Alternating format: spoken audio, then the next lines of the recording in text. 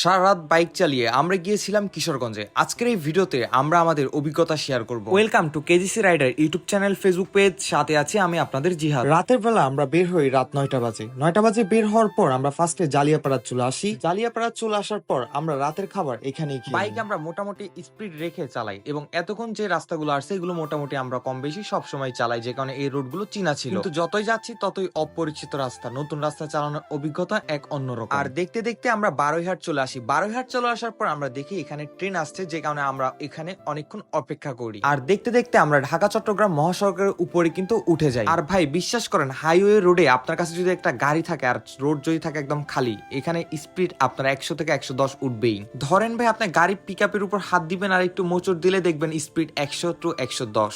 আমাদের চিন্তা ভাবনা ছিল আমরা রাতে ফেনীতে থাকবো এবং সকালবেলা ঘুম থেকে উঠে যাব কিশোরগঞ্জের উদ্দেশ্যে, কিন্তু আমরা আর সেটা হয় নাই। আমরা ডিরেক্ট চলে যাই কিশোরগঞ্জ এবং যাওয়ার সময় দেখি একটা গাড়ি অ্যাক্সিডেন্ট করে। এখানে আমরা কিছুক্ষণ দাঁড়াই এবং যেতে যেতে অটোমেটিকলি দেখি সকাল হয়ে যায়। এখনো আমরা কুমিল্লা কিন্তু ক্রস করতে পারি না, এখনো আমরা কুমিল্লাতেই আছি। আর এত সকালবেলা এরকম একটা ভিউ যদি আপনি না দেখেন ভাই বিশ্বাস করেন, এটা আসলেই অনেক সুন্দর একটা ভিউ ছিল। এত সুন্দর একটা ভিউ এবং আমরা খুব সুন্দর করে যাচ্ছিলাম এবং দেখতে দেখতে কিন্তু আমরা কুমিল্লা শেষ করে কিশোরগঞ্জের উদ্দেশ্যে ঢুকে যাই। ব্রাহ্মণবাড়িয়া দিয়ে আমরা কিশোরগঞ্জ কিন্তু যাব এবং যাওয়ার সময় এখানের ভিউ অনেক সুন্দর ছিল এবং এত সুন্দর একটা ভিউ যেটা আপনারা এনজয় করেন।